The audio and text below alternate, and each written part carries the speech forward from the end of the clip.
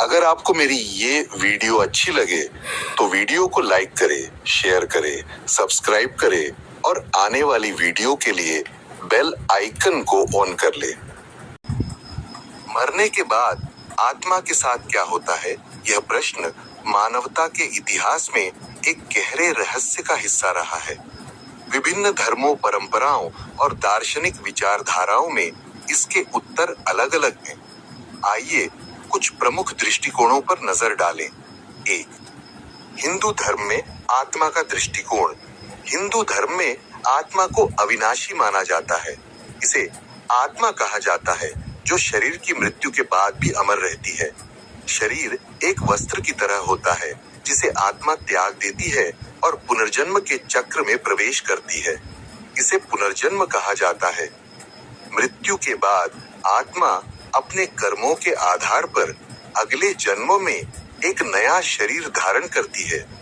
यदि आत्मा मोक्ष प्राप्त कर लेती है तो यह जन्म मृत्यु के चक्र से मुक्त हो जाती है और ब्रह्म के साथ एकाकार हो जाती है। बौद्ध धर्म में आत्मा की अवधारणा। बौद्ध धर्म में आत्मा की अवधारणा कुछ भिन्न है। यहाँ आत्मा का कोई स्थायी रूप नहीं होता।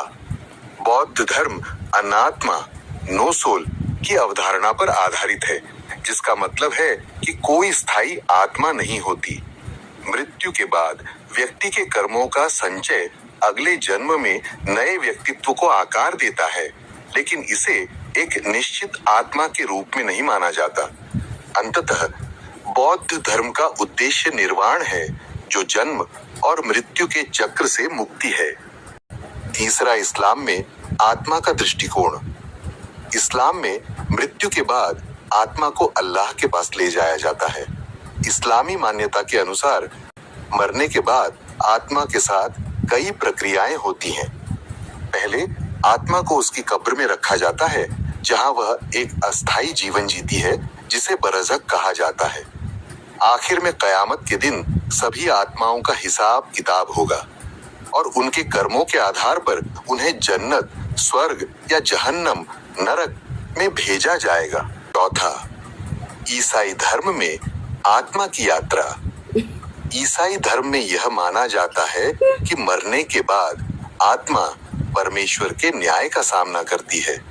अच्छा जीवन जीने वाले लोग स्वर्ग में जाते हैं, जबकि पाप करने वालों को नरक में दंड दिया जाता है। यह प्रक्रिया अंतिम न्याय के दिन पूरी होती है।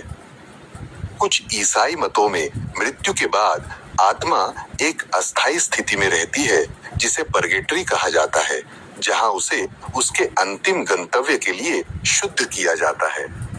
पांचवां, आधुनिक विज्ञान और आत्मा। आधुनिक विज्ञान में आत्मा का कोई ठोस प्रमाण नहीं है और वैज्ञानिक दृष्टिकोण से इसे अविश्वसनीय माना जाता है। विज्ञान में मृत्यु को शारीरिक प्रक्रिया के रूप में देखा जाता है और आत्मा या उसके बाद के जीवन की अवधारणाओं को अज्ञात और अप्रमाणित माना जाता है। छठा, दर्शन और रहस्यवाद। कुछ दार्शनिक और रहस्यवादी परंपराएं मृत्यु के बाद आत्मा को एक ऊर्जात्मक या चेतनात्मक रूप में मानती हैं। वे कहते हैं कि आत्मा एक प्रकार की ऊर्जा है जो कभी नष्ट नहीं होती और यह ब्रह्मांड के किसी अज्ञात भाग में विलीन हो जाती है या अन्य रूपों में बदल जाती है। निष्कर्ष, मृत्यु के बाद आत्मा का क्या होता है, इसका कोई एक सर्वमान्य उत्तर नहीं है। यह धर्म, आस्था और व्यक्तिगत दृष्टिकोण पर निर्भर करता है। कुछ इसे पुनर्जन्म मानते हैं तो कुछ इसे परमात्मा के साथ एक हो जाने की प्रक्रिया मानते हैं। विज्ञान इस पर मौन है, जबकि धर्म और दर्शन इसके रहस्य को समझने का प्रयास करते हैं। अगर आपको मेरी ये वीडियो अच्छी लगे तो वीडियो को लाइक करें, शेयर करें, सब्सक्राइब करें और आने वाली वीडियो के लिए बेल आइकन को ऑन कर लें।